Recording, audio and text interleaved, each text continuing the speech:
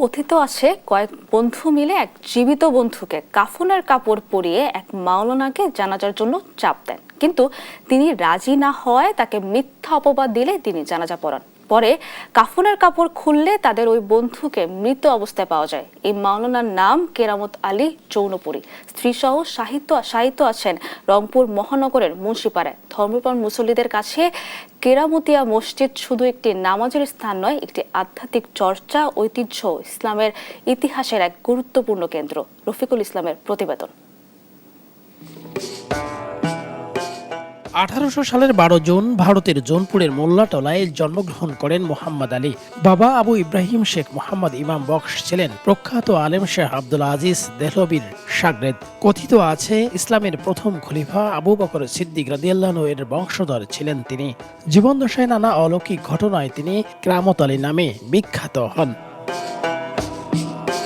বাবার কাছে প্রাথমিক শিক্ষা শেষে মাওলানা কুদরতুল্লাহ রুদলভী ও মাওলানা আহমদুল্লাহ ইনামির কাছে হাদিস সহ উচ্চতর শিক্ষা নেন তিনি। 18 বছর বয়সে সৈয়দ আহমদ বরেলবীর হাতে বায়াত গ্রহণ করেন। সে সময় বহু মুসলমান ধর্মীয় অনুশাসন থেকে দূরে সরে গিয়েছিলেন বলেই তাদের ইসলামের মৌলিক শিক্ষায় ফেরাতে ব্যাপক প্রচার চালান তিনি। ধর্মপ্রচারের সুবিধার্থে তিনি নৌকাতেই প্রতিষ্ঠা করেছিলেন একটি ভ্রাম্যমাণ মাদ্রাসা।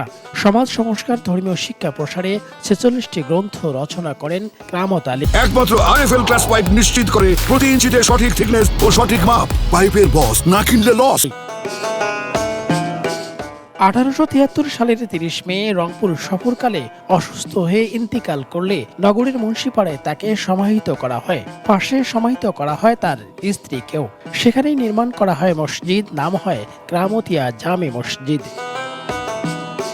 মুসল্লিরা এই মসজিদকে শুধু ইবাদতের স্থান নয়, বরং একটি আধ্যাত্মিক ধারার কেন্দ্র হিসেবে দেখেন। এখানে আধ্যাত্মিক একটা প্রশান্তি এবং আল্লাহর ওলির মাজারে এখানে নামাজ পড়ে অনেকে শান্তি পায়। দেশ বিদেশের মানুষ এখানে আসেন তার কবর জিয়ারতের উদ্দেশ্যে। এখানে নামাজ না পড়লে মনে হয় যে তৃপ্তি হলো না আমার নামাজ পড়ে।